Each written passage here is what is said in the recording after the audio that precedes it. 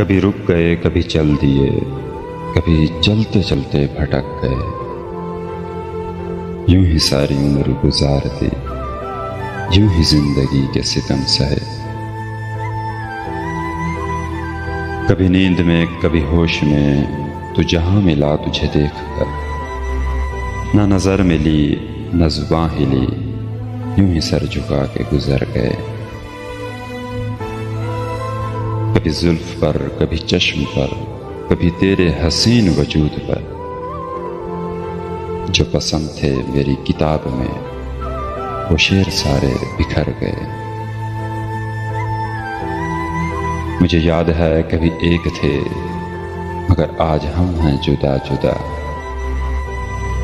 وہ جدا ہوئے تو سنور گئے، ہم جدا ہوئے تو بکھر گئے۔